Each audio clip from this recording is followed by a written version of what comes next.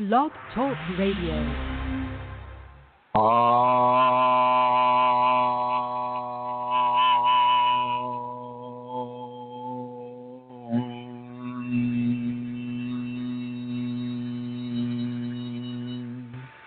Hello, everyone. This is Chrism, and I'd like to welcome you to this program about your Kundalini.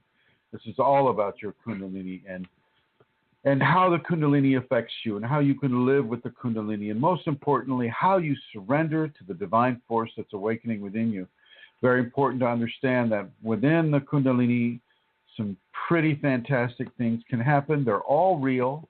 Whether or not you are grounded in science or whether or not you're grounded in religion or, any type of spiritual understanding, when the Kundalini comes, it will typically reach far outside of what you're able to metabolize from the mundane standpoint. And so I want you to really begin to at least during this short time on this program, suspend your disbelief. Suspend your disbelief. Suspend the inability of you to metabolize some of this information just because it sits far outside of your conventional belief system or your conventional understandings of life and how life begins to interact on this world. There are still mysteries to be discovered by science. Science has not found all the answers. If they had found all the answers, we'd have flying cars right now. And guess what, folks? My vehicles are all on the ground. They're ground dwellers. If they're flying, they're about 6 inches off the ground. I'm talking about maybe 600 feet off the ground. So science has not found all the answers yet because I'm waiting for those flying cars. Anyway, welcome to the program today. It looks like we have plenty of people calling in. And I'd like to welcome everybody in the chat room, Mary Jean, Vincent, the various guests, Atlanta Seeker. I'd like to welcome everybody who's listening to us, the future people in the archives. Hello, everybody there in the archives. Nice to have you with us in the future. And yes, Mary Jean, that is absolutely right. I'm going to ask you how the sound is. Vincent, Mary Jean, Atlanta Seeker. If you can let me know that I'm not just talking to the air, as sometimes we have problems with the technology, I should say. So if my voice is being heard, Mary Jean, Vincent, Atlanta Seeker, let me know, and then I will. Oh, Mary Jean says perfect. Very good. Thank you, Mary Jean, and thank you, everybody else. Okay, so let us just dive right into this pool. I bring up the whole idea of science not understanding spiritual phenomena or Kundalini-induced phenomena because we are so innocent to the machinations of the energetic consciousness and the spiritual consciousness and how they interact with us. Most, if not all, of our politicians have no clue that those epiphanies that they get and those agreements that they get and those internal validations of what they get over, do we make war over here on this country, or, do we pass this medical bill over here, or, do we pass this banking bill over there?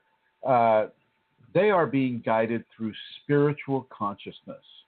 They are being guided to make specific choices in their career. And this is very important for people to understand because we're basically guided by the spiritual consciousness that guides each of these politicians.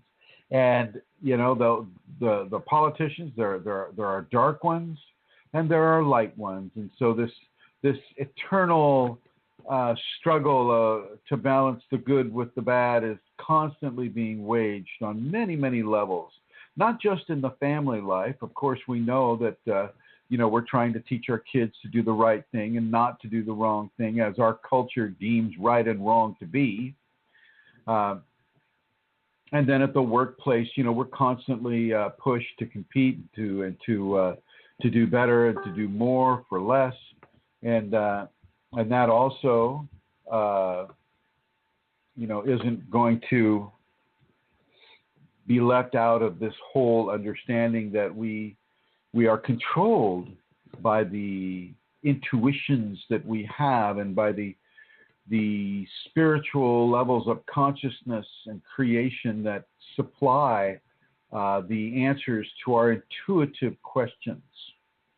And these will often be entities, spiritual creation that does not have a body, that wants to have direct influence upon those of us who do have a flesh body and who are currently living within a limited understanding of life and creation and the larger format of how life and creation intersect within the limited conscious human mind.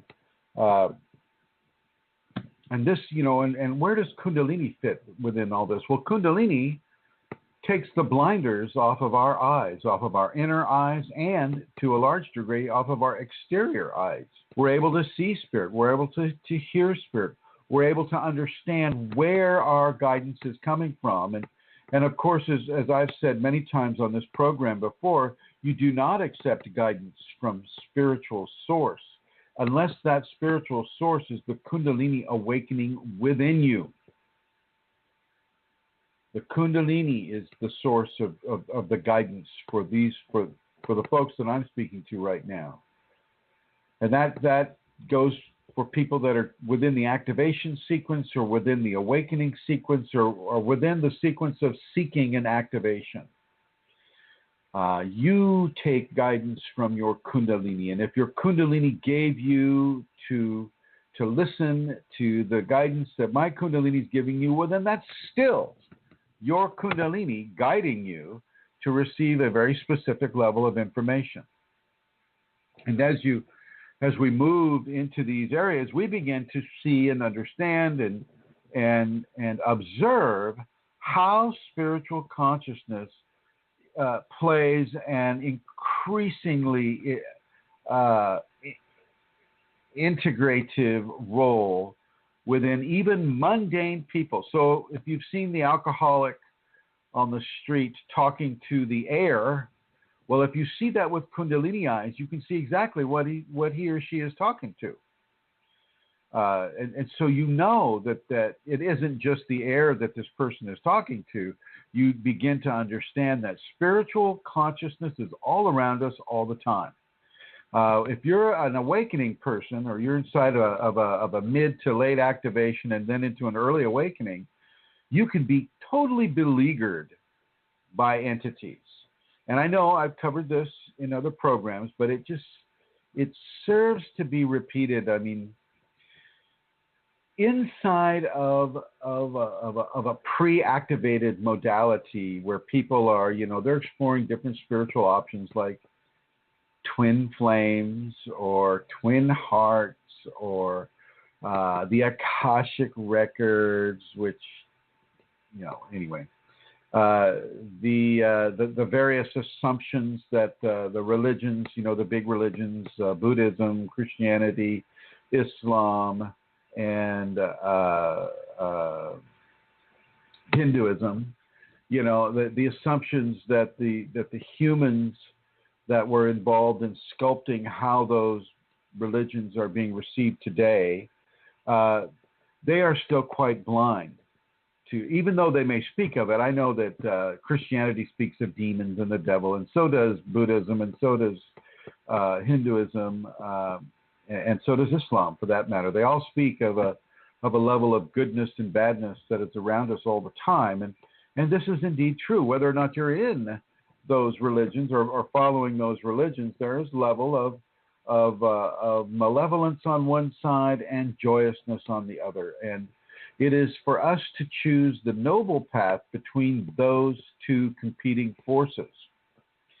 And I'm bringing this up today because I had somebody who was beginning to have the Kundalini call me up yesterday and says, "Oh my God, this man is attacking me and he's in my head and I haven't been able to sleep for 72 hours and oh my God, Master Chrism, what am I going to do? How can you help me?" all the different things that I hear. And of course, I give this person as much help as I can possibly give, and I tell her to do very specific things, and yet, I talked to her this morning, and all of a sudden, he is the path that she must take, and poetry, this and that, and the dreams, this and that, and it's just like, oh boy, why did I even waste my time? But I have to waste my time because I have to give everybody a fair chance at coming into the clarity of their own Kundalini, rather than being stormtrooped, which stormtrooping somebody's brain is forcing themselves into their mind and basically inserting specific levels of dogma in order to pull them into your control or into any kind of a nefarious activity. Nefarious, meaning something that is dangerous to the individual. Pulling them there by virtue of an ego that has not been receiving any kind of a refinement opportunity. And so this person that is pulling the other person in is basically building a huge level of karmic blockage for them to have to live through life after life after life after life. And this is stormtrooping somebody's mind. And I do not own that term. Brooke Robertson actually coined that term for me. And so many thanks for that, Brooke. So you don't get away with stormtrooping a person's mind. Now, the only force that I know of that gets to stormtroop another person's mind is the Shakti or Shiva Kundalini. The sacred male, Shiva, or the sacred female, Shakti, they have free reign to stormtroop a person's mind, especially with that person's mind is being directed towards Kundalini activation or awakening. And it's very important for people to be able to distinguish between the Shakti, the Shiva, and a discarnate entity. And typically the discarnate entity is going to corrupt a person or try to addict a person or try to in some way insinuate itself into that person's thinking and levels of seniority over their body. A lot of the entities will try to just want to take you over, which is kind of what was happening to this person that I was just talking about. They're being taken over. They're in the process of being taken over, and I'm not allowed to dissolve their choice within that, even though the choice isn't. It's not an even playing field. It's not fair. And the Shakti is regularly not fair. If the person, within the Shakti or Shiva context, if the person wants to go that route, well, then perhaps they'll be allowed to go that route for a certain amount of time, and then if they're lucky, the Kundalini will come to them and say, "Hey, you don't have to live this way. Here, there's another way of doing this," and go over and practice the safeties or things of that nature. And it's very important for us to understand that even within the Kundalini context, maybe even especially within the Kundalini context, if you have never seen a discarnate entity before appear in front of your eyes, well, that has the capability of changing your world. That can change the way you perceive life on this world. Hearing it is one thing, and that can also change things up a bit for you, but when you see it in front of you, and you know that nobody else is seeing what you're seeing, that begins a level of an expansion of consciousness. And that consciousness expansion is going to be forced on people with the Kundalini, whether they're seeing things or not. And so if you do start to see an entity, don't freak out. Don't freak out. It's just that the blinders are being taken off. The blindfold, I should say, is being taken off of your eyes. And you're able to see what is truly out there interacting with us, whether we know it or not. And as I said before, the policeman that pulls you over, he is being controlled by entities. The doctor that's doing surgery on your eye or your heart or your, any part of your body, that doctor, that surgeon, that nurse, that medical individual is also being controlled. So you need to understand that it's not just the politicians, it's not just the cops, it's not the doctors, it's all of us. except perhaps those who are within the Kundalini awakening. Because once the Kundalini comes in, unless you're like this other person, she's being dominated by somebody that wants to have sex with her, just for the purpose of having her there at his beck and call, I guess. Aside from that, you just take instruction from your Kundalini, from your sacred male, your sacred female, your Shakti, your Shiva. You take advice strictly from the Kundalini. And that is when the Kundalini begins to guide you towards a flesh teacher, if that's the agenda for you. And unfortunately, there just aren't that many flesh teachers that are authentic and true, that aren't wrapped up in some sort of religious dogma, that aren't being controlled by copious amounts of money, that don't have very specific expectations. These kinds of teachers are not common, although they're out there somewhere. Your Kundalini knows where they are. Your Kundalini knows where they are, but even with the contact with that teacher, you're at the mercy of technology and how your Kundalini interacts with the technology, and often with electronic instruments, the Kundalini is just going to shut those laptops, those computers, those cell phones, those wristwatches, those car computers. I mean, it's going to shut those down, possibly. Not for everyone, but sometimes it does occur. So I have to bring it into the conversation here. And so it's very, very important for people to understand that spiritual consciousness is a constant interaction that we, even inside of limited consciousness, we understand is stormtrooping our brains at sometimes. And they're not asking for permission to come in. They're not asking for permission. They just come on in and say, oh, steal that candy bar, or oh, step on that bug, or some sort of a thing that elicits a karmic response for the awakening person to try to work through. So it's very important for people not to fall victim to the erroneous spiritual consciousness directions that they're given on a day-to-day basis. And I think the devil on one shoulder, the angel on the other is a very, as I've mentioned before, is a very common theme, and actually has far more truth to it than people might imagine.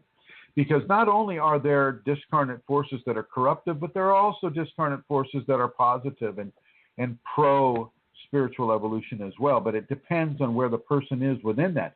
Do we live our lives from copious amounts of fear? Fear of loss. And that, when I say fear of loss, I'm saying fear of losing your money, fear of losing your health, fear of losing your position in life, fear of losing your job, fear of losing your life, fear of losing your animal or your kids or your possessions or whatever it is, fear of loss. And then want of gain. Well, you want more money. You want a more pleasurable lifestyle. You want your hair color to be, what it was when you were 18. You want your health to be what it was when it was 18. You want very, very specific things. And so this is what is covered by the fear of loss and the want of gain. And so if you're living from that equation, fear of loss and want of gain, well, then you're opening yourself up to levels of discarnate activity that will, depending on which is stronger within you, which area that you reflect the most with, that will determine what you call towards yourself on a metaphysical level. And this is why the practice of the safeties is so important. A metaphysical level is basically you're going to be given from the safeties, you're going to be given the ability to express the noble behaviors, to express noble actions and thoughts and characteristics. And this is extremely important for people to understand because as you are given that, you begin to mitigate what it is you're experiencing. You can begin to understand, well, what is this voice in my head?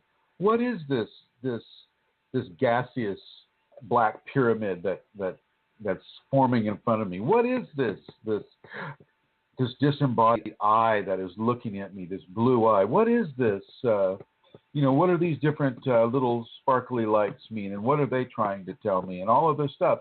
Well, you begin to discern these types of things, and especially within the Kundalini context, you begin to do this, unless you're so wrapped up in having your reality sculpted the way you've always known it to be. Well, then you're going to kind of get in the way of yourself, and even though the Shakti will override your expectation, the reception of that overriding can be very traumatic for people. And it can open them up to levels of fear, and fear, like anger, fear and anger are very low vibrations. And so they begin to attract those things that resonate with lower vibrations of fear and anger. And so you can begin to see how your mindset and how you feel about life really begins to attract that which you're going to interact with in a very, very short amount of time, regardless of whether the Kundalini is active or awakened within you or not. You don't have to be Kundalini awakened or activated to attract very specific levels of spiritual interaction to your brain, to your mind, to your heart, and how you feel about other people and how you feel about things in general. You don't have to be, Kundalini active or awakened to have that. Everybody gets to have that. And this is how we are given to guide ourselves through the life. And as we have politicians that are being darkly possessed, which, that's happening quite a bit, as we have politicians and sports figures and television entertainers and, movie stars, as they begin to express very, very dark qualities, well, those qualities in turn, will reach out to those people who respond to the level of dark quality that person is putting out. And so, if you go to, like, say, a scary movie of The Exorcist or something of that nature, you see a lot of metaphysical violence being perpetrated on a helpless young girl, and you like that. Well, then, boom, you're beginning to attract that to yourself. Because of our levels of denial in the Western societies, and I mean Western Europe, I mean United States, I mean South America, Australia, certain parts of Asia, certainly India and other parts of Western Asia. There's a great level of fear and repression over sexuality and how sexuality is being expressed and what the different taboos are around sexuality. And I know that, certainly within the Western technological environments, and I'm going to include India with this and Asia as well, there are levels of perversion that are tied to things like pornography or BDSM or things of that nature. BDSM stands for bondage. I always get the D. The D always misses me. Bondage, something with a D, sadomasochism. Bondage, something with a D, sadomasochism. And this, this is kind of a short circuiting of the natural sexual attraction that people can have and hold. Domination, Atlanta secrecy. Thank you, Atlanta Seeker. Bondage, domination, sadomasochism, and this bondage, of course, is restraining a person. Domination, of course, is dominating a person. Sadomasochism is a form of encouraging self-hurt to occur on a physical or sexual level. And within these levels of BDSM and pornography, many, many, many people, both male and female, are being guided towards that expression. And as they welcome that expression and they give their orgasm, by virtue of that kind of stimulation, they begin to really draw to themselves in a very, very strong way some of the extremely negative entities and spiritual forces that will begin to try to subvert that person's life expression towards more of that level of corruption, the corruption of the first and second chakra, the corruption of the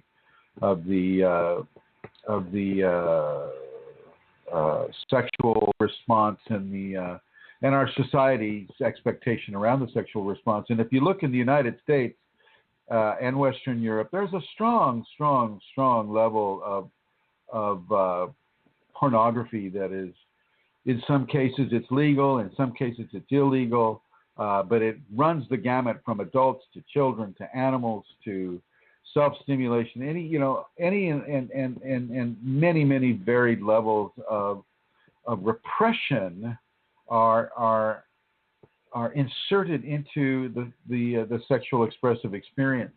And this is really important for Kundalini people to begin to understand, because as the filters are being thinned, i.e. the veil is being thinned, and you're able to receive more and more interaction with spiritual forces, spiritual guidance, and spiritual entities in general, many of these entities are going to start pushing you towards levels of sexual expression that can be very detrimental to your health. And the person I brought up last, this person that's being dominated by another person, is a great example of that. All of a sudden you begin to legitimize how inside your own head, you're being helped by that inside conversation with external entities that if you don't know about entities, well, you don't know that it's an external anything. You think it's your own thought. And so you begin to get guided without your knowledge. You get to be stormtrooped towards some sort of a hurtful, either karmically hurtful or physically hurtful, most of the time emotionally hurtful sexual interaction that diminishes yourself in some way, or in many varied ways begins to work at a level of corruption for you to have to get through either later on in life or in the next life. You want to really separate this, though, from some of the things that the Shakti will have you do within a sexual context, with self-stimulation, saying a mantra, using self-stimulation to put a real punch into that mantra and to allow that mantra to have its desired effect upon the individual. Well, this isn't guided by a discarnate entity that has nefarious values. This is guided by the Shakti Kundalini, the Shiva Kundalini. This is guided by that interior divine force. And the interior divine force will also cover areas of sexual expression. Okay? Some of the things that it will cover are levels of being both male and female at the same time. Not physically so much, but certainly mentally, emotionally. You lose the gender identification for a certain amount of time. That can come back, or it can stay lost. It depends on what the Kundalini in the individual is really looking forward within that expression for the individual. So that's one thing that you can express. You can also expect certain levels of extremely high libido. I mean, your libido will go through the roof, and many of the sexual functions will take on an automatic quality, like the genital fluidic ascension. GFA becomes a very automatic function. And GFA, you can't initiate GFA anyway. GFA is a combination of the Kundalini pulling sacred fluids up into the spinal cord, or up into its own presence within the spinal cord, within the Chitrini channel, by virtue of using specific body organs as reverse pumps. The prostate is a reverse pump. Some of the womb can also be a reverse pump, and many of the different sub organs of the sexual organism as a whole. Many of these individual organs that are part of that system have dual and many times triple and quadruple purposes that science, medical science, which likes to call itself an art when it doesn't know what's happening, medical science and artists, they don't know about this yet. They don't know about this yet because it wasn't taught to them at Harvard Medical School or wherever they went to learn about the workings of the body. Not to say that they're completely erroneous, though. Well, they're not. The ERs, the emergency rooms here in the States are really great, and I imagine they are in some of the other developed Western countries as well. But as far as their understandings of a more complete understanding of the human system, well, they're lagging quite a bit behind Kundalini awakened people. So as you have your Kundalini, you have your libido extremely stimulated by the Kundalini, well, then what are you supposed to do with it? Oh, my gosh. If you're a Hindu person, well, then you're going to have to practice brahmacharya. You have to practice celibacy. You're going to have to practice, many different formats of self-denial.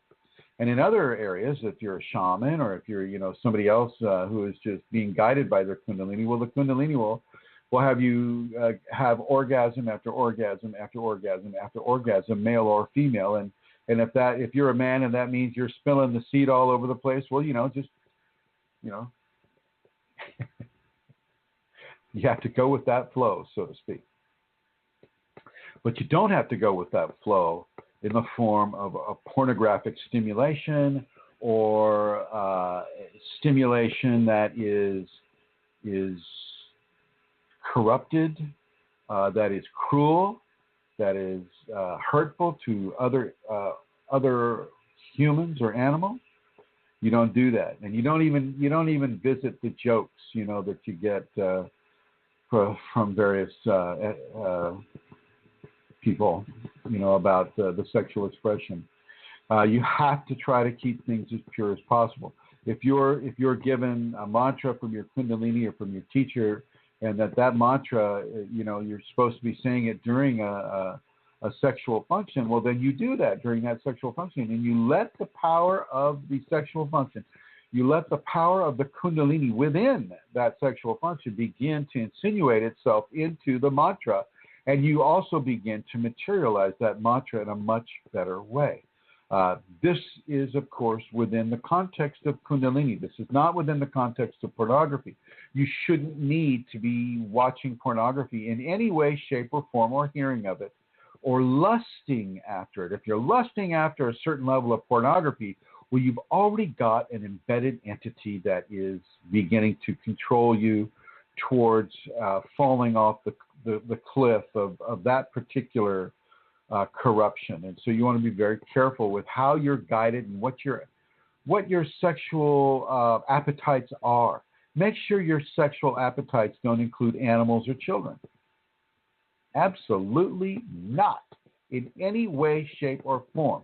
If you are being attracted to an animal or a child in a sexual way, that means that you've got a very dark, corruptive force of an entity within you, and that needs to be dealt with first.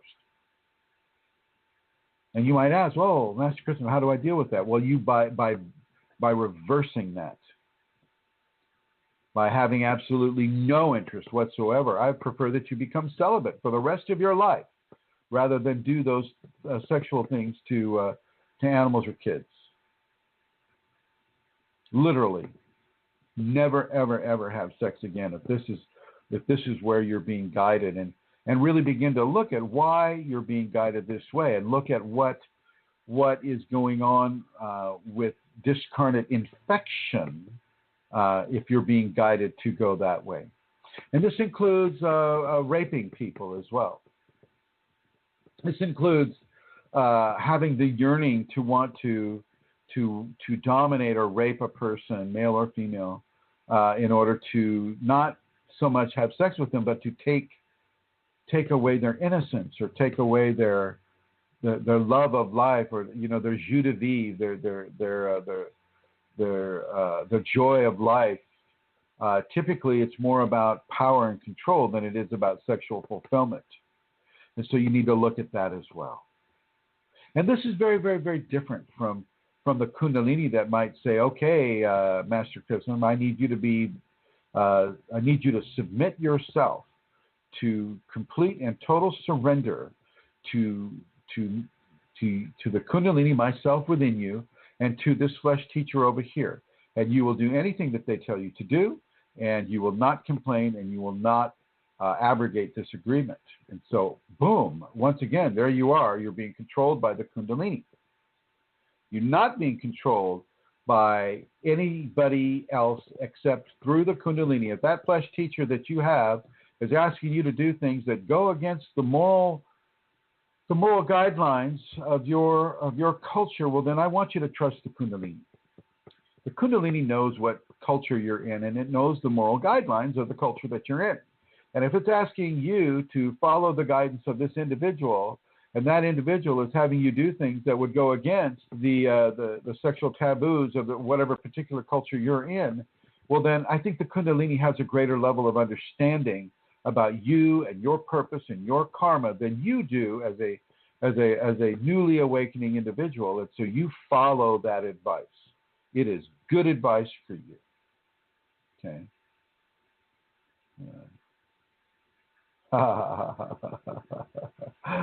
Oh, I see. Thank you, Amelia, for that note.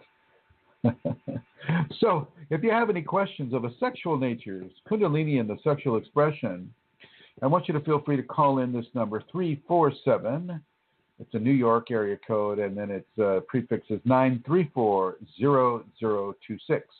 347-934-0026. And of course, there's some people here on the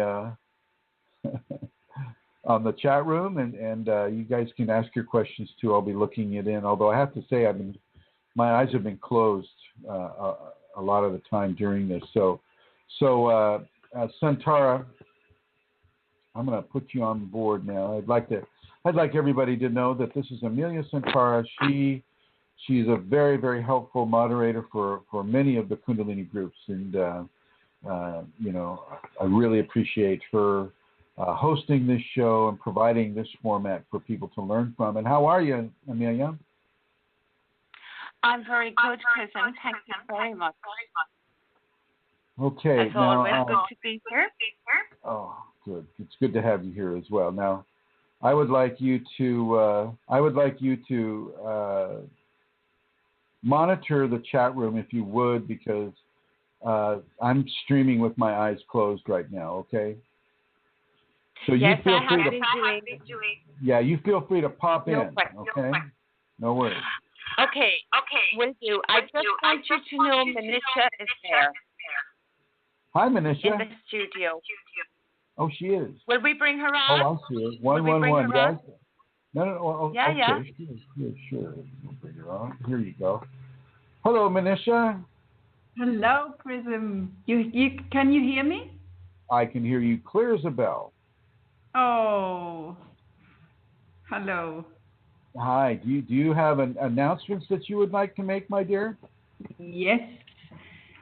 I'm so happy to tell you all that the group in Berlin will be happening the 3rd and the 4th of September with Chrism, and yes, everything is falling into place, and it would just be great. So you can still come and join us in this school of saints that once Chrism called the people who are into the safety. It is indeed a school for saints. That's for sure. That's for sure. And just so you know, everybody, she's talking about a seminar. There's a weekend seminar going on in Berlin on the 3rd and 4th of September, and I have indeed purchased their airline tickets and will be there. So if there's anybody that would like to come, I strongly encourage you to come. And you can get a hold of Manisha. Manisha, how do they get a hold of you? They contact me on Facebook, Manisha Manish. You will find me. And otherwise, I can just give you my email address. Please? Can you spell that? Manisha Manish? Yes. How do you spell that? MANEESH.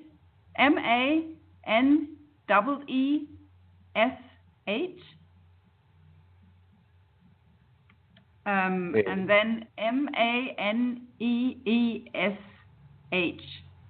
And my email is MANEESH as a this funny internet mail thingy, the sign. I don't know what it's called in English. And then POSTEO.DE for Germany.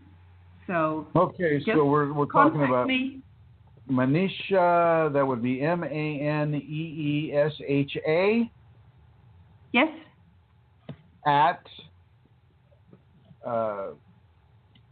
what is the at? POST.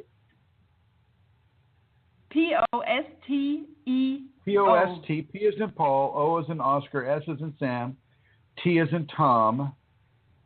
Yeah. E like Eric and O like okay. Dot DE. D for daily and E for Eric. Yes? Yeah. Or, ladies and gentlemen, you can contact me at KFIREFORALL @yahoo.com. That's F as in Frank, I as in Ira, R as in Robert, E as in Eric, F as in Frank, O as in Oscar, R as in Robert,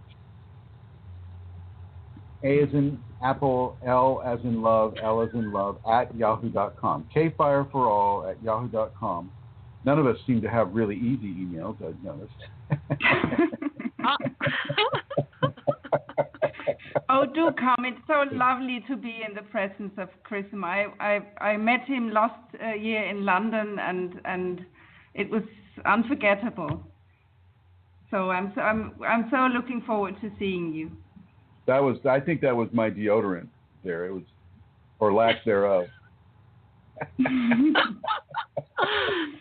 And Manisha is organizing the seminar. She was so taken with the opportunity, weren't you, Manisha, to be with Chrism, to listen to his teachings, that she wanted to do it in Berlin, which is a testament, I think, Manisha, for what the meeting was for you and learning so much about Kundalini. Isn't that true?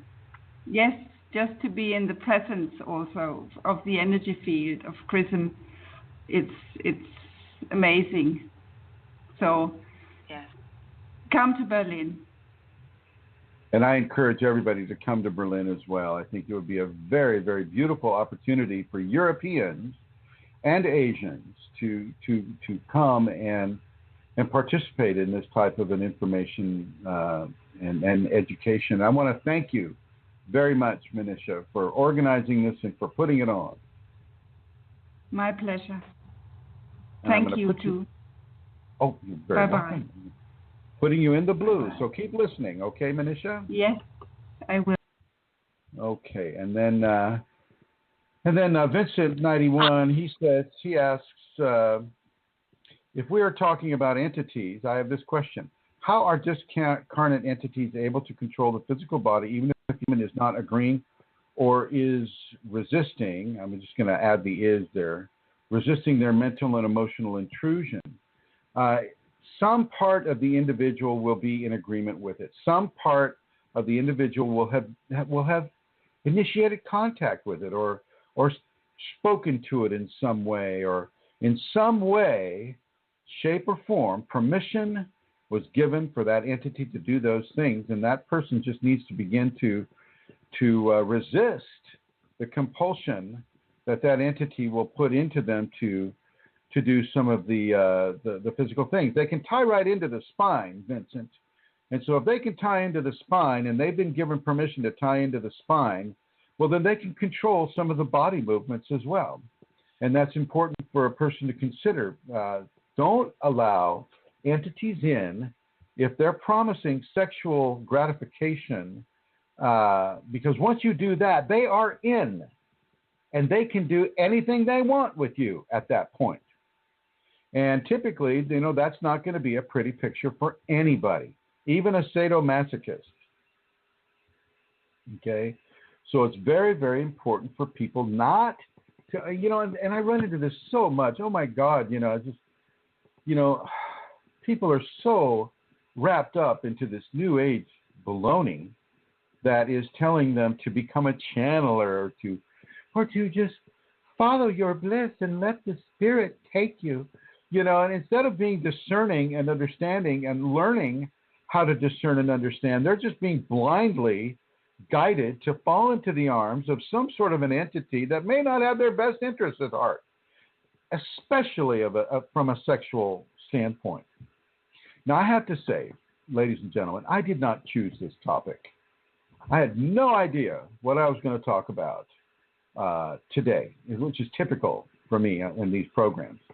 And this is an area that Shakti wants us to talk about right now. So I apologize if this subject is uncomfortable for anybody or, is offensive. I don't mean to be offensive in any way, shape, or form. I know this is a fragile subject for many people. I was going to say touchy, but I decided against it.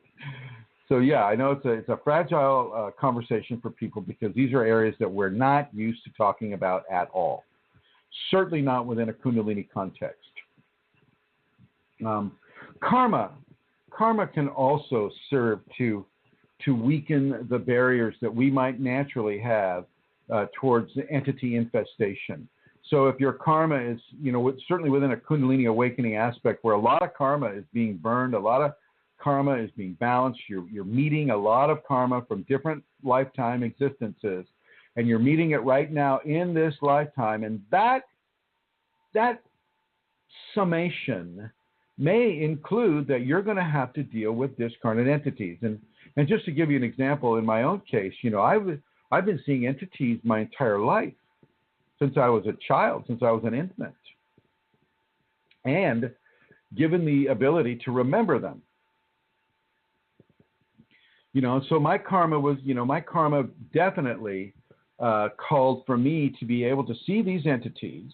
And of course, as a child, I was terrified of them because they were quite often they were malevolent, and they didn't seem they seemed out to terrify, to scare, to frighten, to hurt.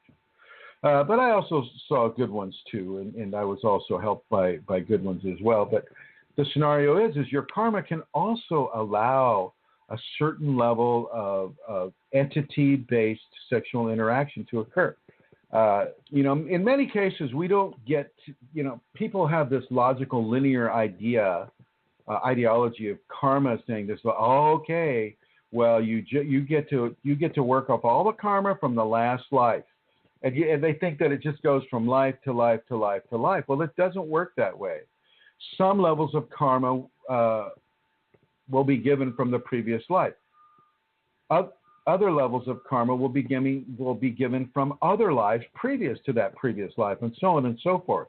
It's not all just one life, and then you live this life, and you get to live that karma. Then the next life you live, you get to live the karma you're making today. No, it's cherry picked in a way. It's picked very specifically for the person that's going towards a spiritual maturity, the maturation process being exemplified by beginning to have the Kundalini activation take place.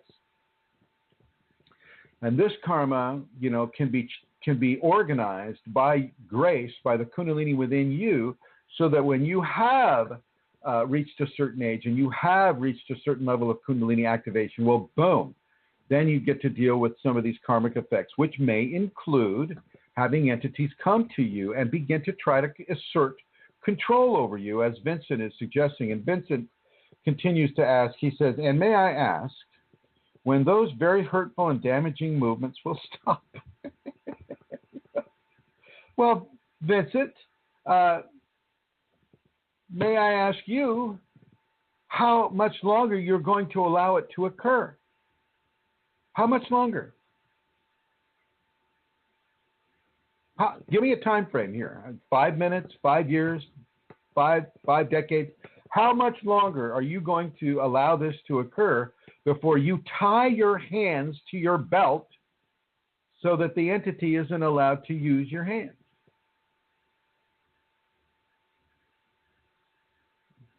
I already know that they're not affecting you that way at work, so the Shakti is protecting your work.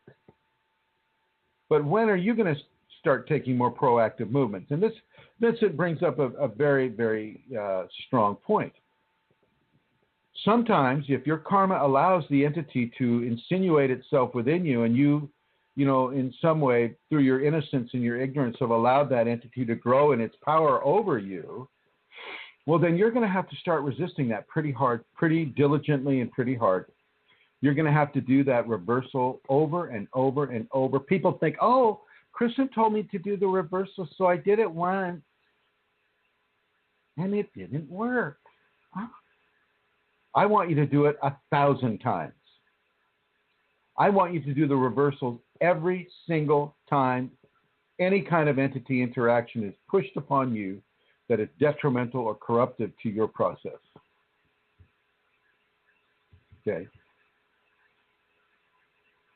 Are we clear about that? Now, Vincent's writing some more, and so, and that's fine, and I'll answer any of his questions. But for those of you that are not having entity experiences right now, it's not a guarantee that you're going to see the entity. That happens to about 60% of the people, 60 to 65%. Those people that are within that 65% don't have to worry about it. They may hear them. You may hear them. You may feel them in some way. Excuse me a moment. Oh, my gosh. I usually get 2 in a row. So just a second here. I see Vincent still typing, so we'll definitely go into that. Okay. All right. The second one's probably going to just show up on its own. So it's very important for people, especially people in the New Age community, not to invite entities into their bodies or their consciousness or their life in any way, shape, or form. This is why I never, ever, ever suggest Reiki therapies in any way, shape, or form, because these people are as blind as a bat, and yet they're they don't even have the sonar that a bat has.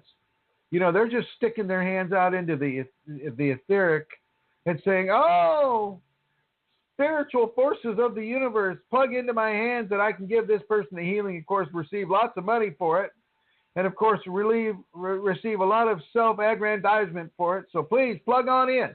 And who do you think they're going to attract? Well, it's going to be some sort of a discarnate force that's going to plug itself into their hands and then travel right into that sick person. No, thank you.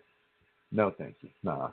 Vincent continues. He says, I'm doing that. And I think he's referring to the reversals.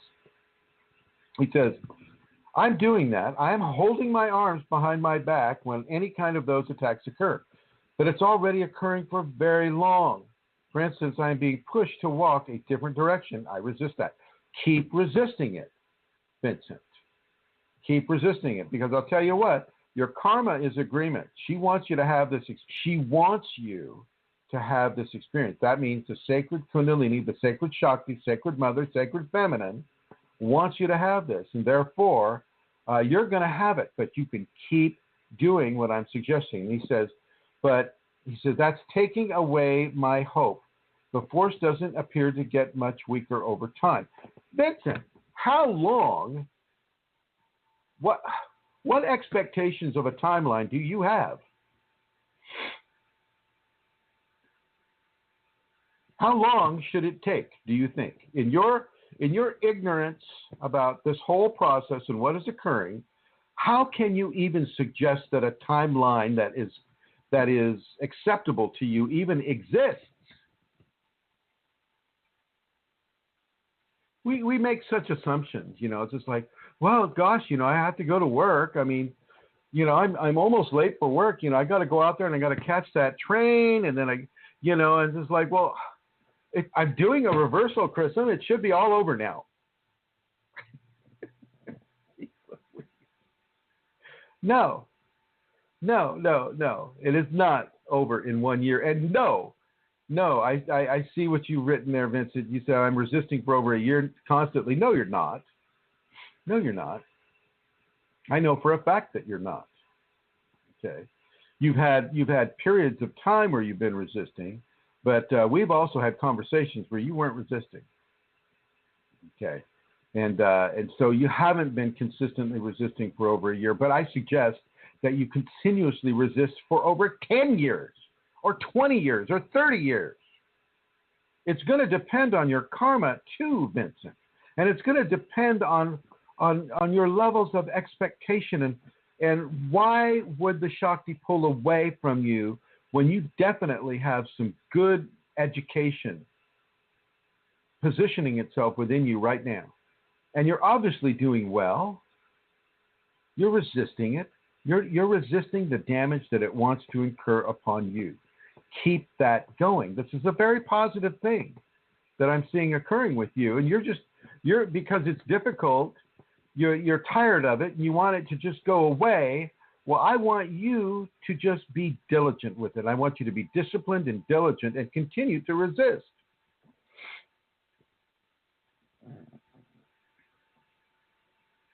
And that goes with any of you that would have some sort of a dysfunctional,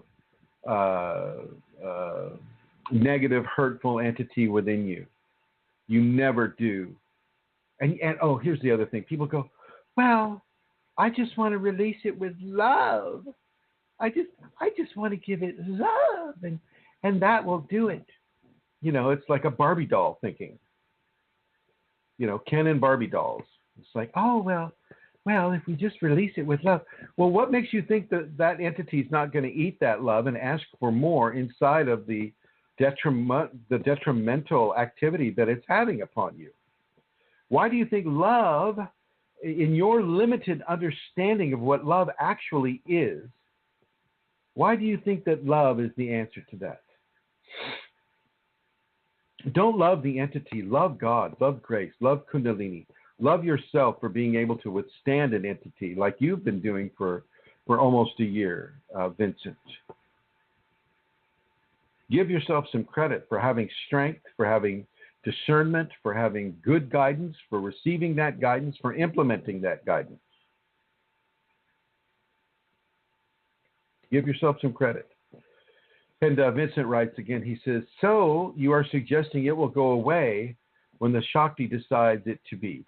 What I'm suggesting is that it will go away when you demonstrate to the Shakti that it's time for it to go away and you fulfill a karmic commitment. And so, in other words, your personality, your ego mind doesn't get to take charge and say, okay, we're done with this now. What you do have the opportunity to do is to resist what that entity is trying to compel you to do. That is where you get to say, so it wanted me to step out in front of that bus. Well, then I'm going to take a taxi, or I'm going to take a train, or I'm going to do something that perhaps I can't step out in front of. Maybe I'll just walk to work. You see what I'm saying? And so you do something that's very much different than what that corrupt entity is trying to have you do. Okay. So that's what I'm saying, Vincent. And anybody else that has an embedded entity that's causing them to self-aggrandize themselves or change, their emotional conditioning or physical conditioning to bring more attention to themselves or to in some way besmirch the natural development that that all people go into, in some way, bringing in some sort of an egotistical value that doesn't really have a place inside of the Kundalini except as a level of corruption, an invitation into self-aggrandizement or self-debauchery or self-pain or there's a lot of different things that we can suggest into ourselves that are not helpful.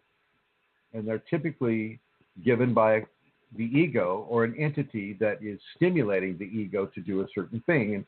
And that means that they can also, the entities often will do this. So they'll go, well, let's just say, oh, Chrism, this is an entity talking to Chrism right now. Chrism, I want you to jump off of that cliff. Go now. It's okay. You'll land on a tree. No harm come to you. Well, of course I'm not going to do that. But the entity can go further and say, wow, Chrism, this is your Kundalini speaking. You will do as I say. Jump off the cliff and the tree will catch you. Go ahead. Do it now. I'm watching. I command you. And so it will disguise itself as the Kundalini, or try to disguise itself as the Kundalini, in order to get you to do what in many cases your ego already wants you to do, or in many cases is going to cause you severe physical hardship so that you don't get to mature, or at least you don't mature as rapidly into grace as you otherwise would have if you hadn't taken corrupt advice. So that's why you practice the noble behaviors. You don't bring undue attention upon yourself. You don't try to corrupt yourself in some way by not practicing the noble behaviors. And the noble behaviors are repeated throughout many of the big religious systems. I know with Christianity, forgiveness is a noble behavior, or what is the one when people try to beautify themselves? What is that? What is that? Santara, what's the one where people like to beautify themselves or make themselves prettier? What is in the Christian? Yeah, what's the your Christian question? context. One of the seven. What, you weren't paying attention? I'm not understanding you. I'm thinking of the Beatitudes, but no. These are seven deadly sins. Oh, seven deadly vanity? sins. Vanity. Thank you, my dear. Thank you so much. Thank you. Yeah. Yeah. So vanity. People are always so engrossed about how they look. The people that are, if you're young, well, you put makeup on to look older, and if you're older, you put makeup on to look younger. I mean, it's just pathetic. Accept yourself the way you are.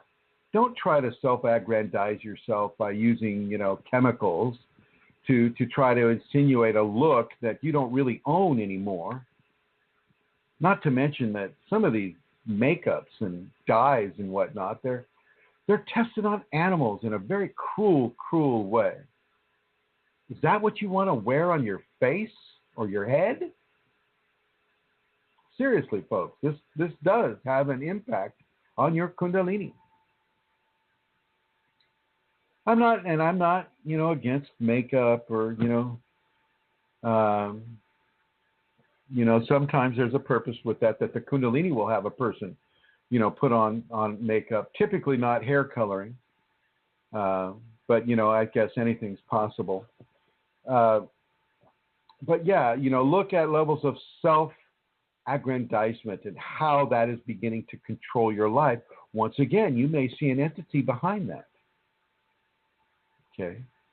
You might hear some sirens. Sounds like they're coming my way here. It's probably because I spoke about sex on the internet that they're going to come get me and haul me away now. So it's been good to know you in case they come and get me.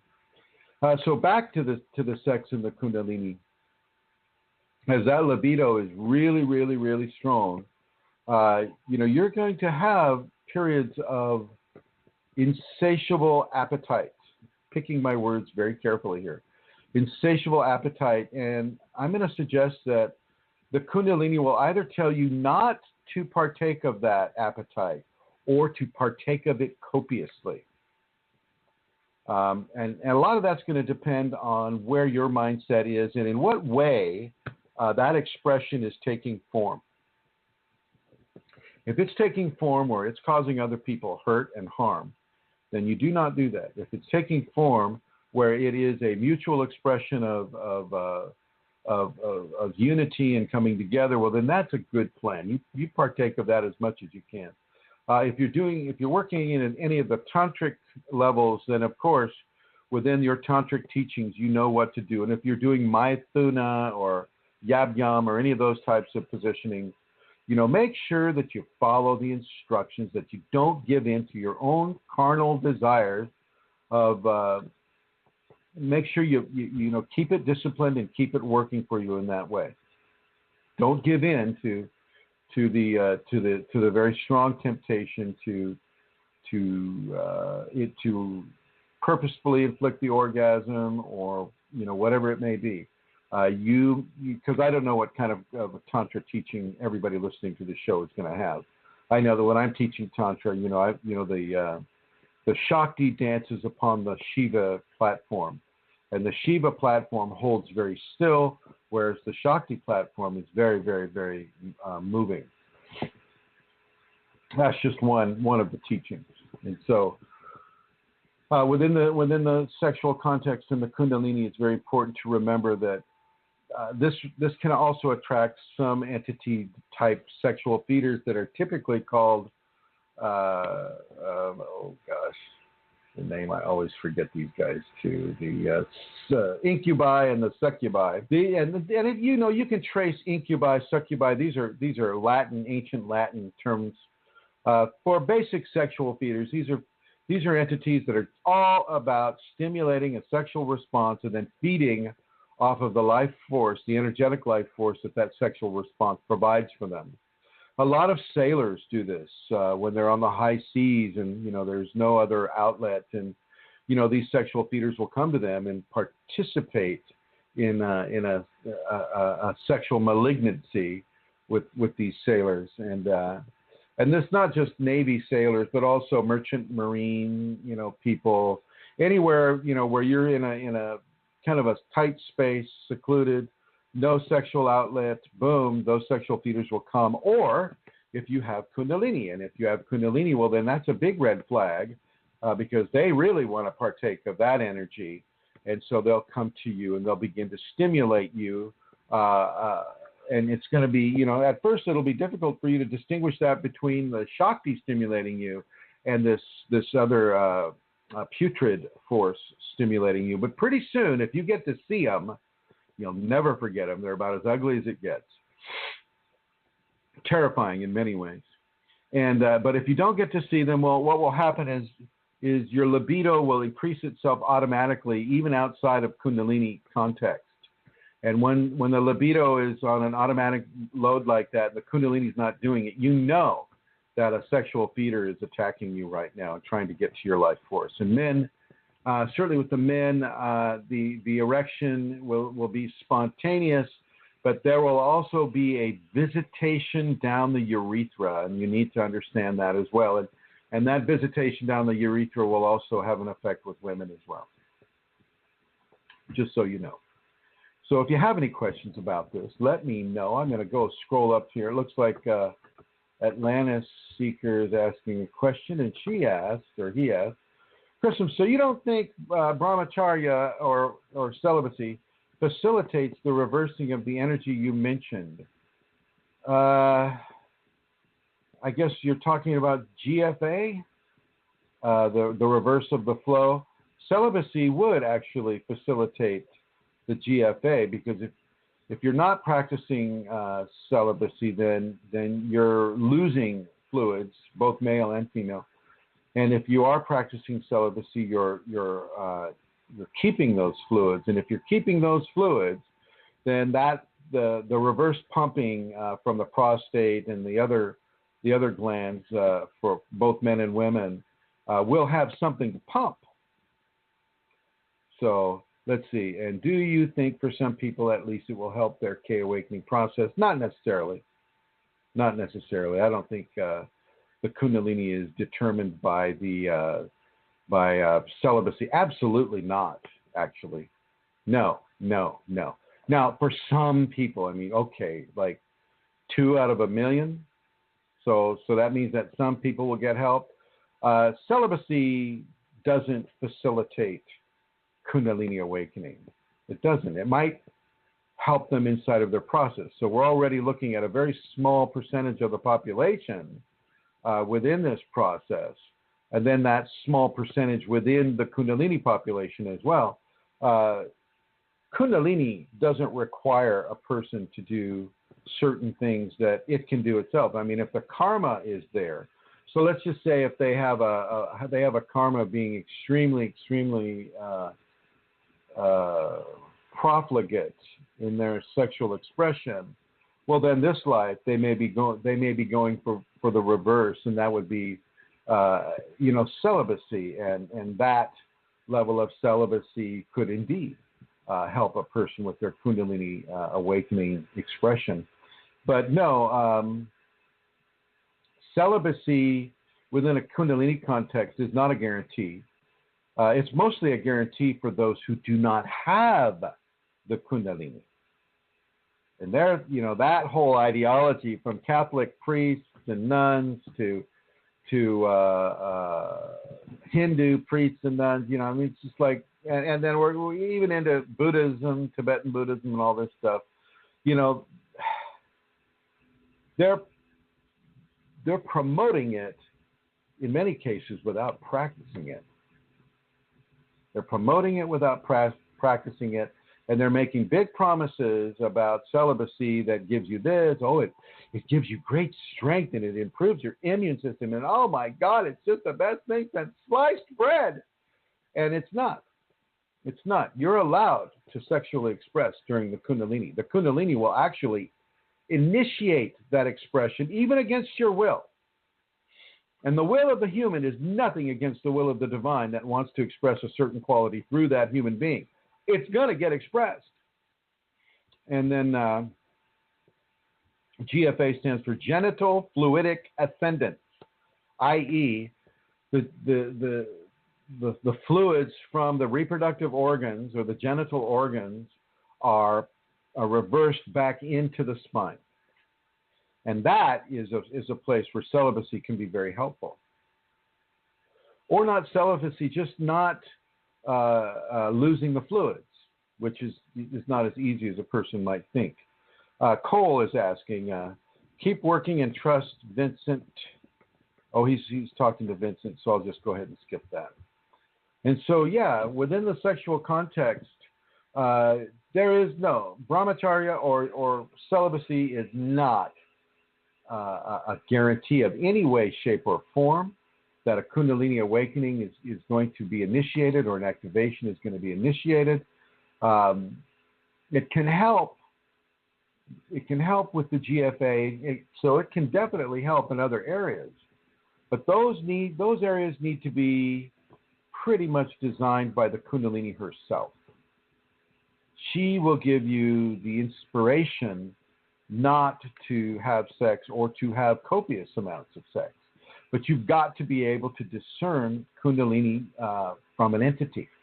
And until you can do that, it's going to be kind of a game of chance until you begin to really, truly recognize the Kundalini grace within you, as opposed to a discarnate entity posing as Kundalini or giving you corrupt information. I suppose that's as clear as mud. Let's see here.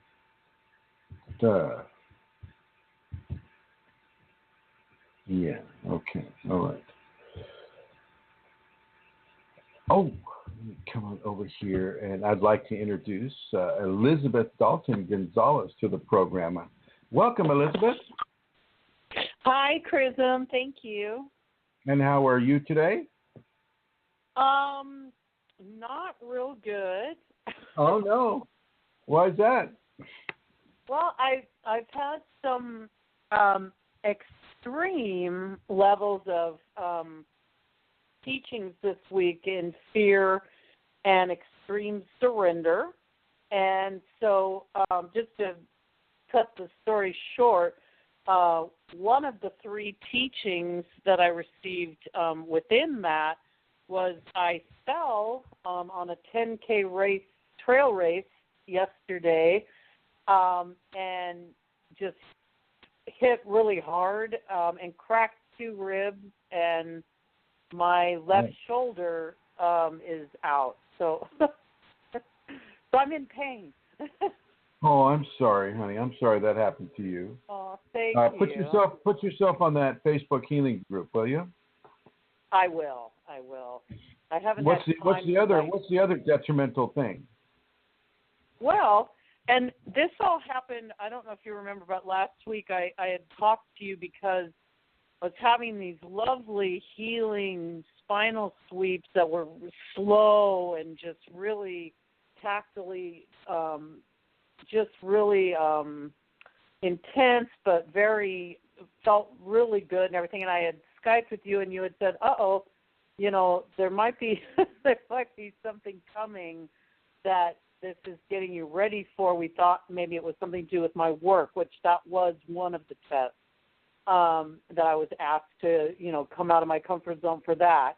But the first thing that happened right after we talked about that was I was on a trail run in the mountains with my husband. We got separated. I was having such a great run that I wasn't paying attention. I got lost in the Olympics. I lost signal at one point. I had no idea where I was going.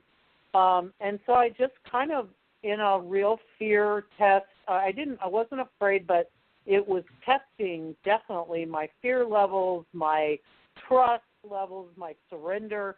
At one point, I was just fully surrendered and ready to spend the night. And, I was looking for a place to sleep and figured, I would just be spending the night and maybe, able to be helicoptered out the next day or whatnot, And then as soon as I fully surrendered to it, and I was just in the woods somewhere, God knows where. It didn't matter which way I went. I had lost all electronic signal, so I had no idea where I was going.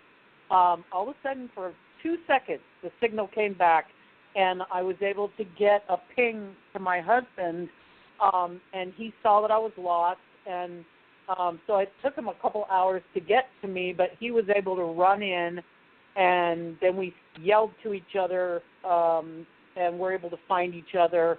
And long story short, then he found me, and we hiked out.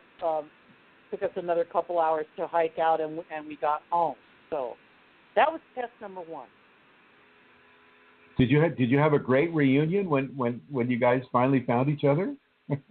Oh, well, we were just laughing because we had to scream to each other for so long because it was bouncing off of the different rocks and things, and so we kept both of us running around, trying. And I had gotten lost on a part of a trail that he's never been able to even get to, so he was completely unaware that this trail even existed.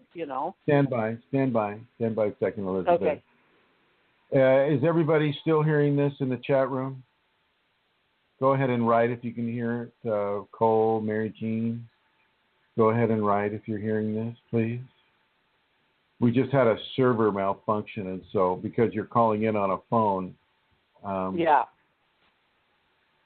Is everybody there in the chat room able to hear? Anybody respond in the chat room, please? We just had a server thing going on. I'm not sure they're hearing us. Oh, it looks like they are. Okay, all right. Okay. Well, I wouldn't understand. Surprise me if they're not. I understand that you had some challenges, and so how are you meeting these challenges, Elizabeth? I'm just fully surrendering and not going to a place of fear, and it's really changed me. I don't know. I feel such a different level of surrender and such a different level of, and the second one, like I said, was I fell harder than I've ever fallen in my life down a hill yesterday. And I landed on my diaphragm, which is weird because that is so strong in me because I play flute and everything. So that's something that's built up. So it's kind of, I literally bounced off my diaphragm on my stomach like a trampoline. And I did crack 2 ribs and stuff, but I'm really, other than that, not really hurt. And I never went into a place of fear, which is weird because I used to typically be a hypochondriac. And I just didn't even go there. I wasn't even going to get x-rays, and I never did, actually. I just went and had my ribs taped and stuff. But I went down so hard I didn't really have time to be afraid as I was falling. But I wasn't, after I fell, I laid there for a while because I was so dizzy and I couldn't get up. And was pretty sure I dislocated my shoulder, I don't know, until I got to the hospital. But I literally got up and finished the run. I ran back, which is, I just wasn't afraid, and I wasn't going to a place of, I was in extreme pain, but I just was like, oh, okay, well, I'm just gonna run back and and deal with it when I get back. I didn't go to a place of fear, which is really weird for me. And then the third test, which took me completely out of my comfort zone. Again, it was just a complete surrender. Something happened at work. I talked to you about it. You said, especially because of the stuff that had been going on with the tactile stuff, that I may be asked to do something out of my comfort zone. And so in the night last night, before I knew I was going to go in this morning, I just completely surrendered. I just said, what am I going to need to do? And I went through it, and I was fully ready to go in and defend myself and stand up for myself, which I never do. And I did, and it had a really positive outcome, and it didn't turn out how I thought it would, and I didn't end up having to leave there. It was like, in fact, quite the opposite, where everything turned around and my boss came back to me saying, I'll do anything. What can I do to keep you here? What can I do to make you happy? What can I change? It was just amazing that once I surrendered and I didn't give in to the fear or anger or anything, and I merely just stated what I needed to state and what I needed to say, it completely turned around, and I'm still blown away by the outcome of her response and how she rallied behind me, and I still can't even quite believe it happened, but she just said, I'll do anything to make it better.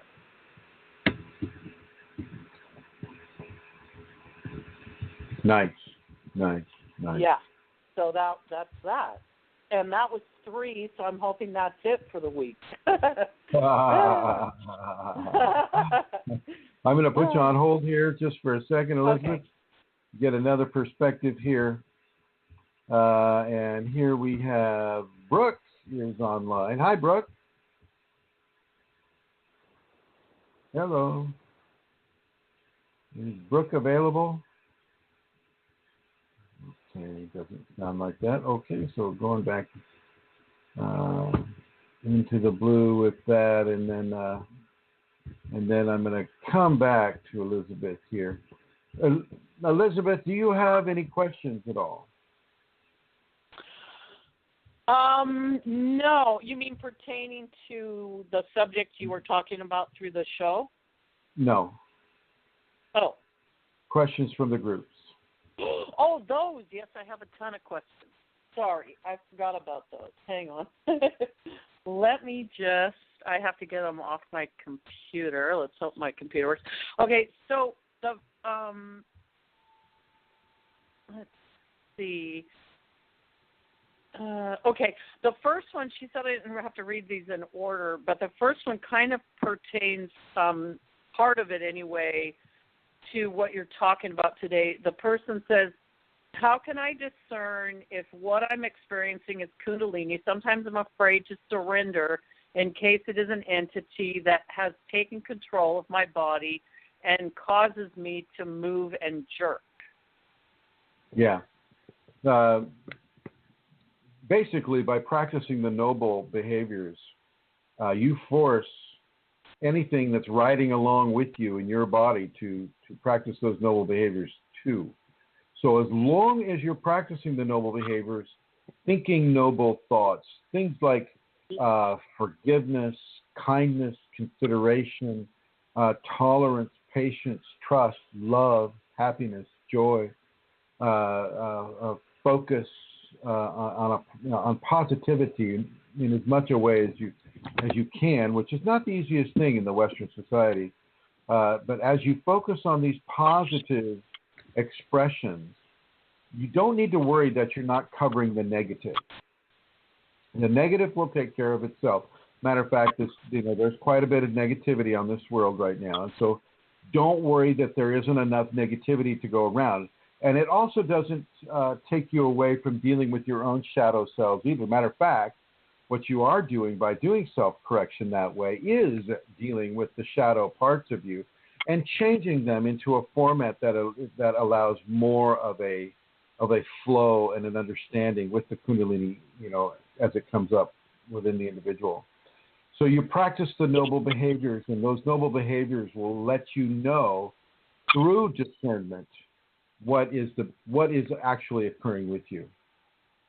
It may not happen just after one time. You can't go, okay, I said thank you, and I opened a door for somebody, so okay, I did the noble behaviors now, okay, what's going on? You can't do that. You've got to do it over and over and over and over. It's got to become a new lifestyle for you. That's the important thing. Sometimes we get the idea, it's like, well, okay, I smiled at that person as I went by. Okay, I'm waiting for my reward. I'm waiting for my payoff, my payback. Master Chrism, when's it going to stop? Okay, you got to do a lot more. And if it takes years, it takes years.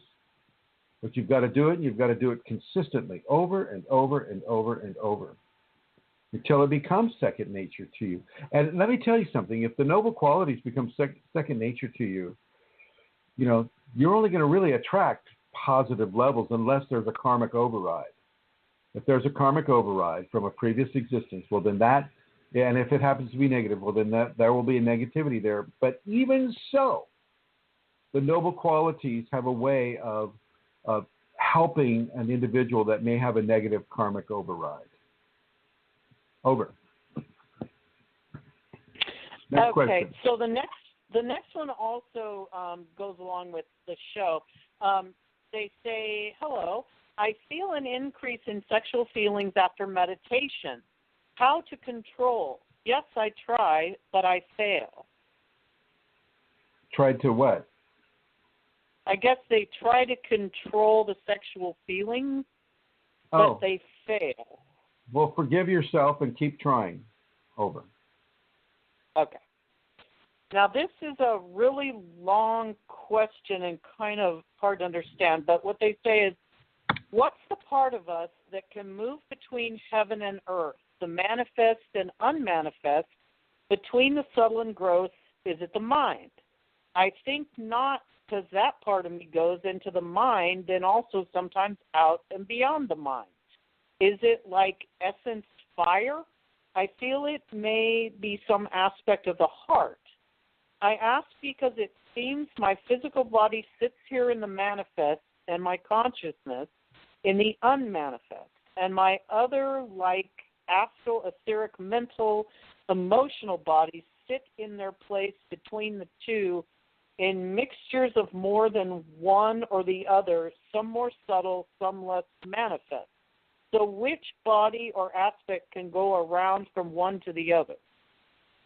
Consciousness can.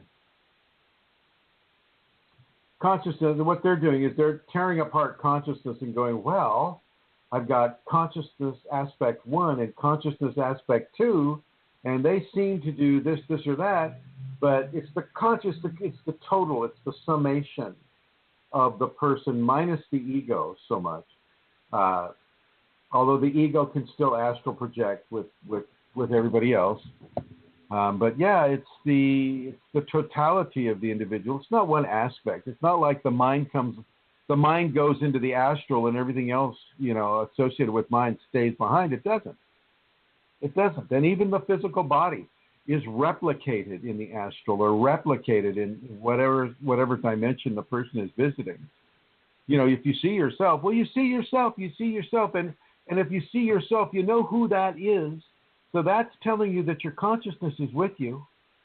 Your conscious beta psychological self is with you right now. Oh, that's Chrism, or oh, that's Elizabeth, or oh, that's whoever. So I'm wondering at the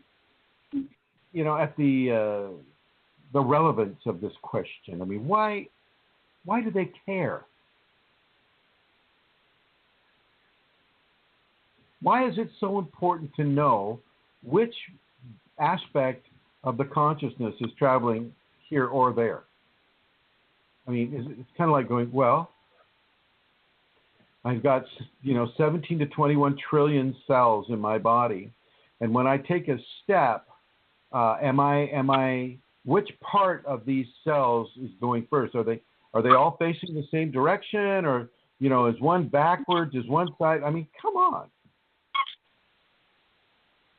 And I remember answering that question, and I just wrote it. So the consciousness can move between the dimensions. It's not one aspect of consciousness or the other. It's the consciousness. And the physical body is represented as a reflective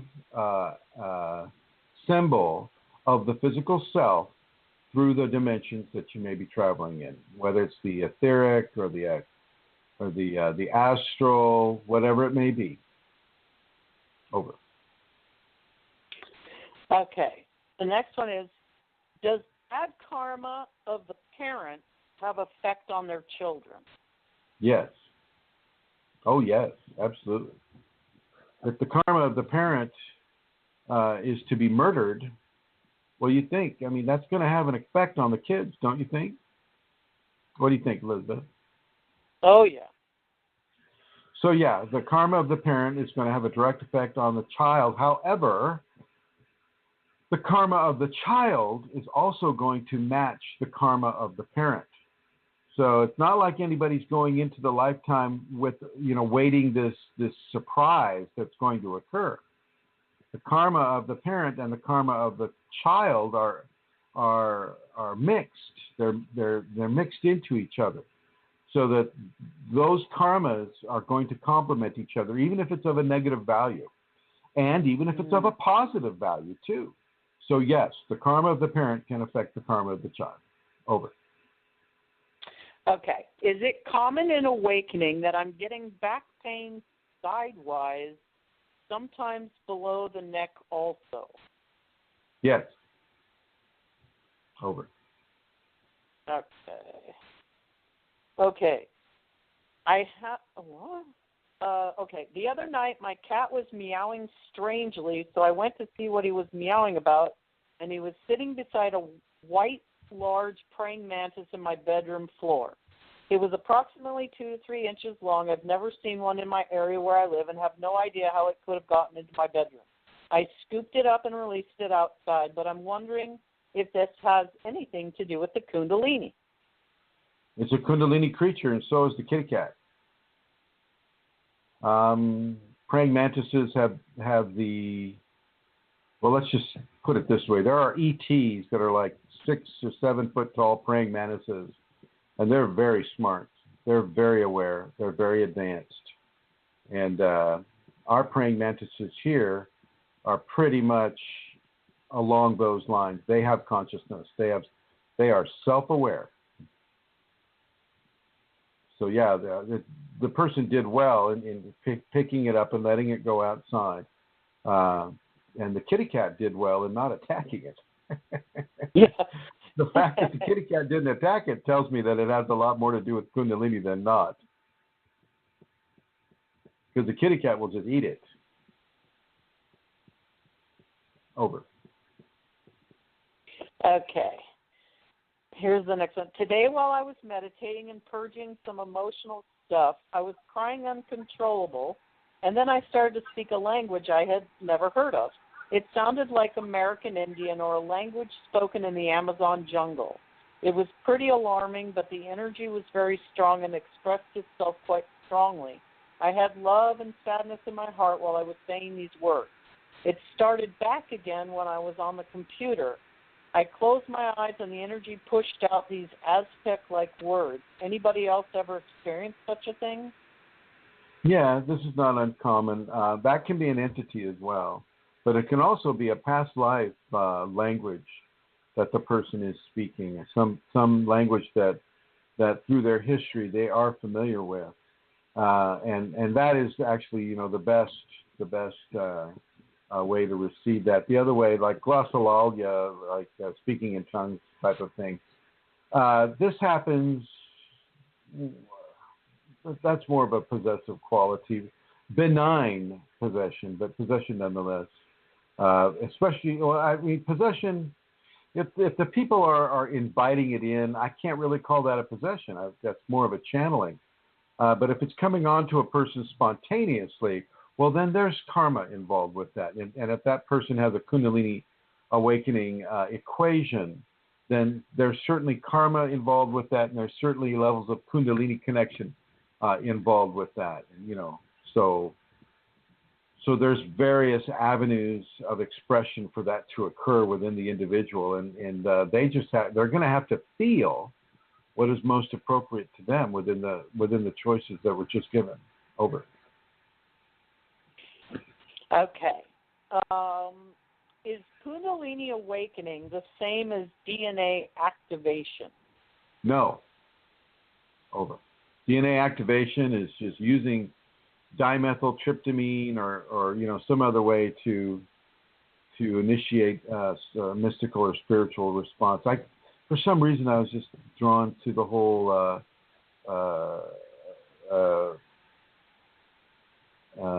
DMT type of thing with that.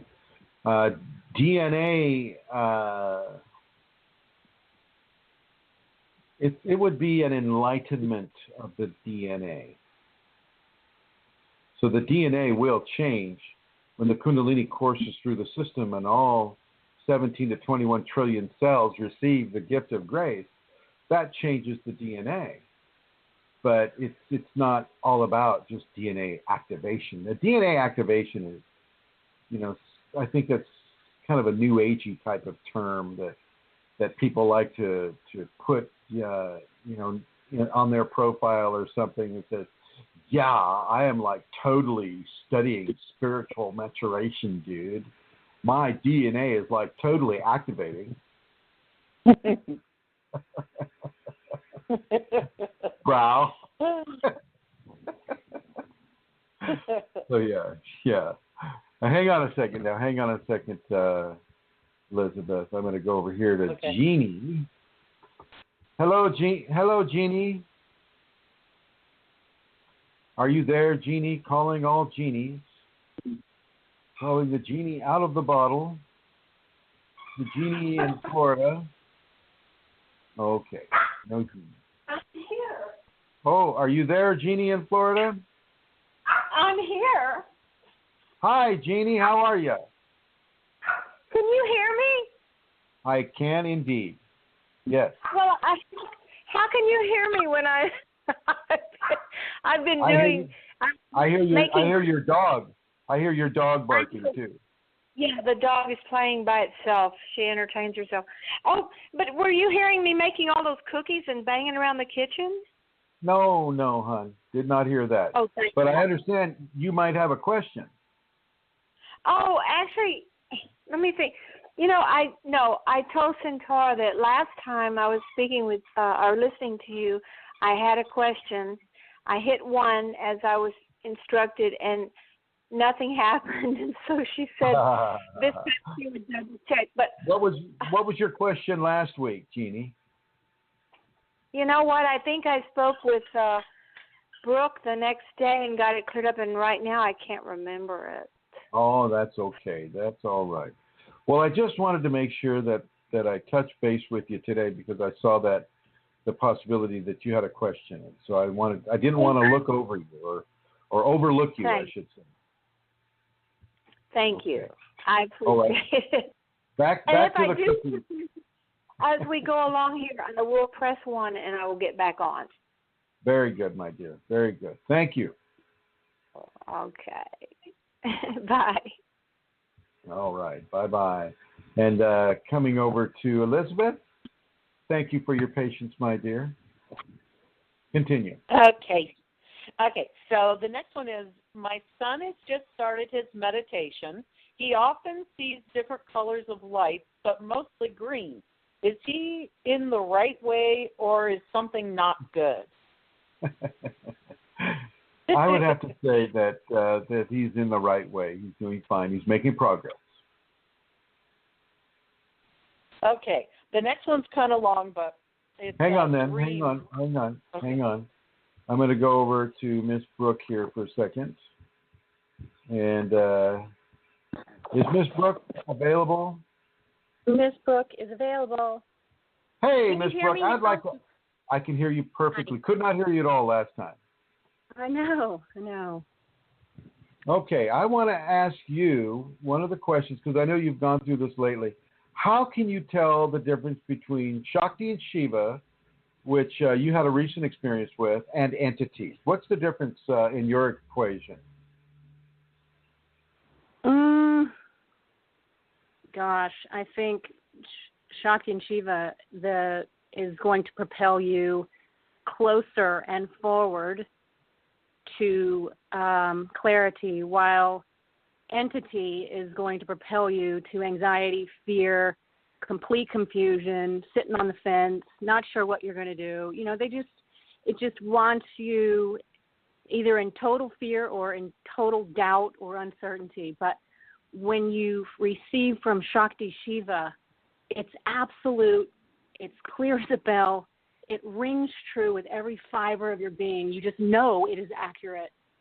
I mean, experience I had just recently, and yeah, it was beautiful. And what led you to that bliss. experience? Go ahead. Well, what led me was, similar to what you were talking about earlier. You were instructing Vincent and the repetition that's required of these. You have to do this over and over and over. You have to be consistent. And I had an experience where, everything in my body and my mind and my emotional body was telling me to go the other direction, run. But, my instructions given were telling me to stay, do this thing over and over and over, refute what I hear by an entity, refute, do a reversal. When I had that experience, I did it over and over and over and consistently, and it sort of like put me in like a chamber or a box, you could say, that propelled me forward or higher in a protective way. I don't know how to explain it, but it was like I lifted.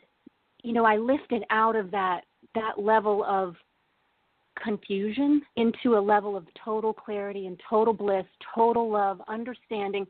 I had little mini downloads occur. What's a download? Tell people what a download is. It can be either an instruction given from Shakti Shiva. It can be a writing. It can be clarity on something. It comes in many different ways. Sometimes pictures, forms. Sometimes I'll get words. So I guess what I'm talking about is the more I stayed true with doing my reversals and just refusing everything that the entities were trying to tell me, the more clarity and protection, love, understanding, and absoluteness I had in my understanding. So it was like validating for to keep going and to continue, because I got to tell you, this can be confusing. We have training. I'm 43 years old. We have training of all these years to do one thing. We're trained by these entities. We're trained by the ego. We're trained by society and culture to stay at a certain level of consciousness. And when you begin to rise above that, you're going to be pulled down. There's going to be some serious resistance, and you have to keep going.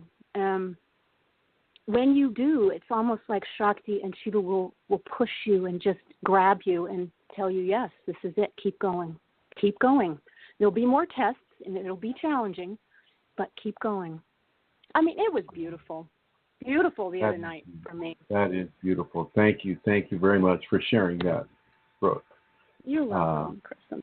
And people, if you're interested in reading some of Brooke's work, go to Kundalini Priestess on the Facebook.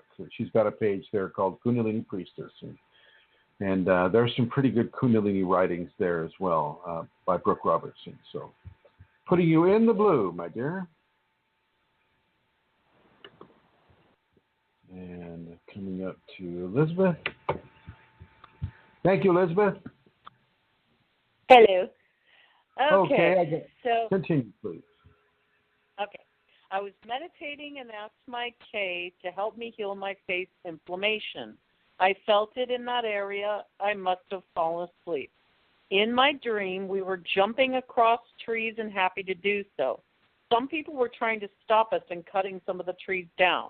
I ended up finding my brother, and we went home through the stray wooded area and back of my parents' garden into theirs that way. Unlocked the door for my brother, then went back out again to see if it followed us. It was pitch black, but I knew exactly where I was. Saw some people coming, so I ran back, noticing there was a metal gate and fence hidden by the tree. It was open. I ran through and continued to the garden. As I ran in past what appeared to be a young doe, I slowed so not to scare her, even though dark, the garden was bright like everything had a glow to it. At the base of the big tree was a stag lying down on its side, ankle impaled on a branch. I got down next to him and stroked him, communicating I was going to try and help him. He turned and looked straight at me. We had a moment, and I stroked his forehead and nose. I moved around and looked. The branch was split. I tried to ease his leg up, but it wouldn't move. As doing this, he stood up, but his foot went on my bent leg, so we were both in pain together. I couldn't slide it out sideways. Helped lower him down again and said, gonna have to cut the branch off before trying to remove it. Woke up then with pain in the exact same spot, tender for about 10 minutes. Any ideas on the dream meaning? Shakti and Shiva took the positions of the doe and the stag. And the individual was being tested on their willingness to give help and assistance. And they passed that test glowingly, I think.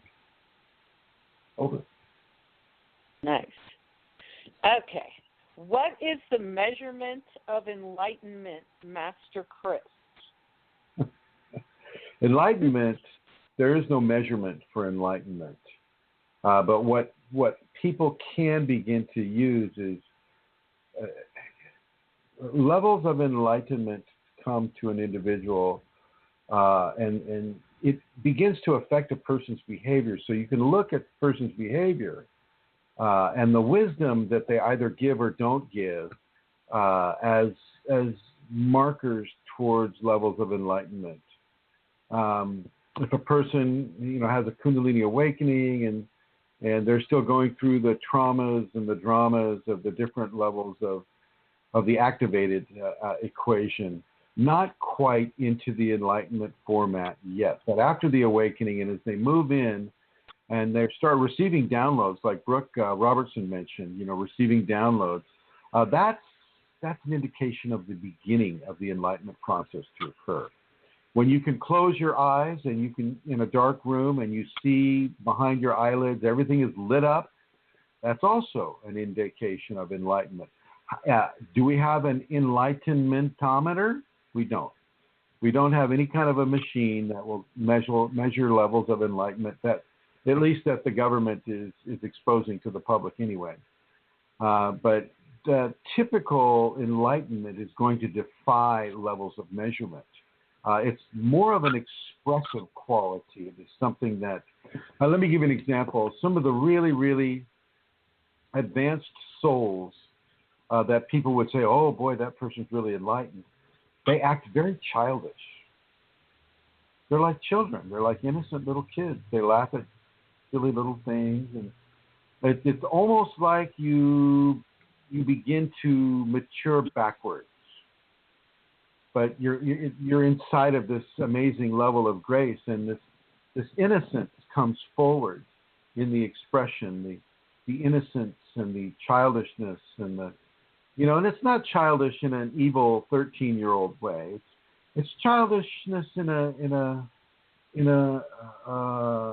like maybe a very, very curious and loving 4 or 5-year-old way. Okay, it's that quality of a positive expression or just kind of laughing, tickly type of expression. And then on top of that, what levels of wisdom are coming from these individuals?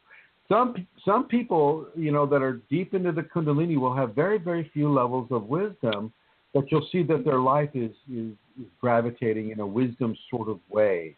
Other people will be given actual wisdoms that they write down and they make available to other people. And Sri Aurobindo did this, and Yogananda did this, and Vivekananda and Ramakrishna.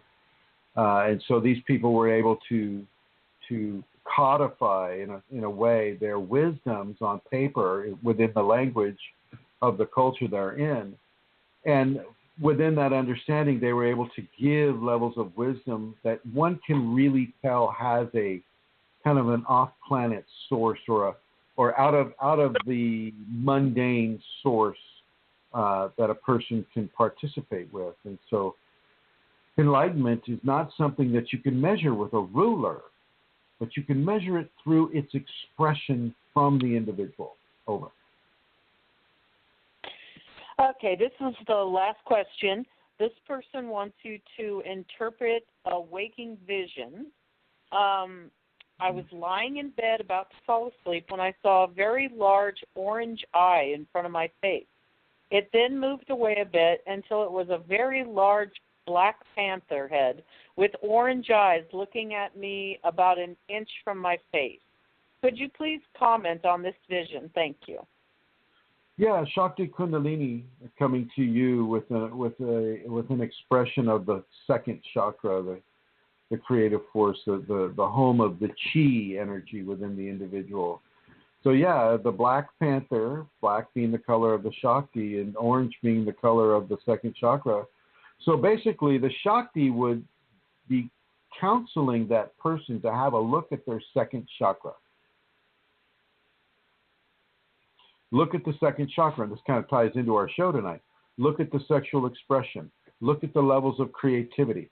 Look at power modulation. Look at the filtration of specific minerals out of their life or their body or their system.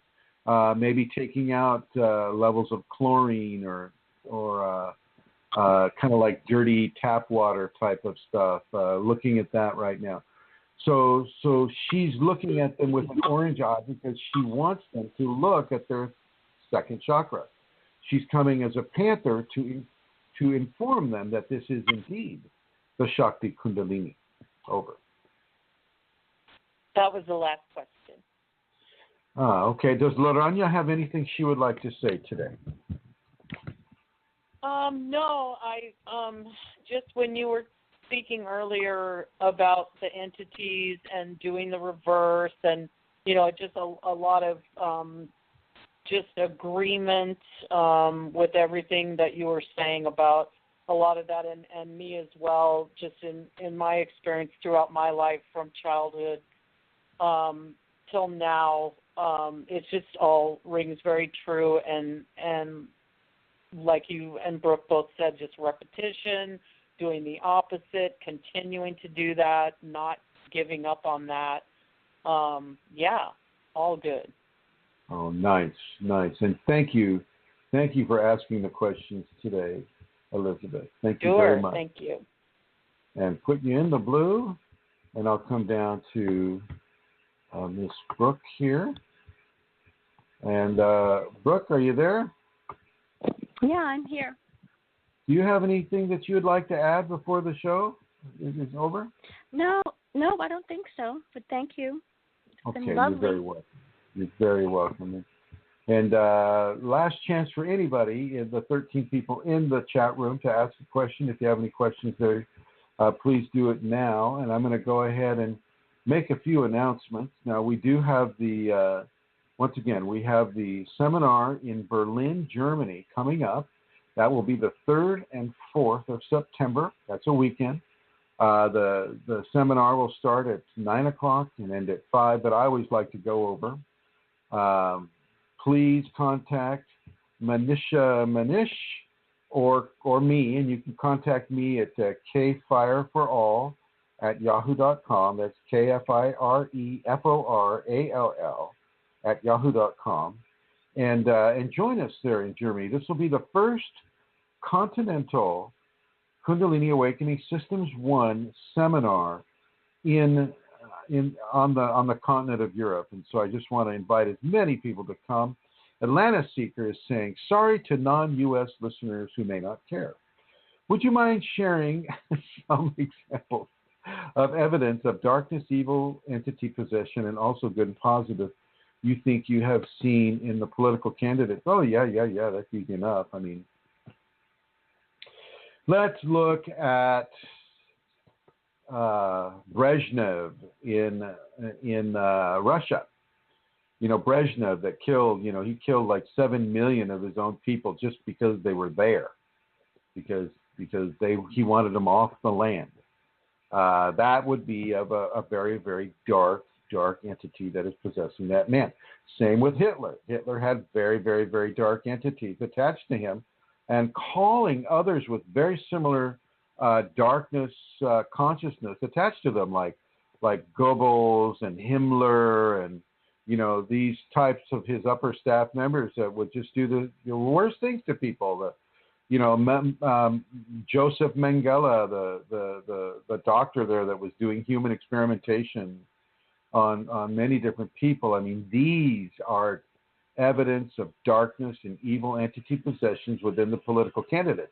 Now, within say current United States politics, of course, Hillary Clinton is about as festooned with dark entities as you can get, but she still is pulling for, say, a more positive agenda, but I'm not sure how real that is. I don't know if that's just saying something to get into the office.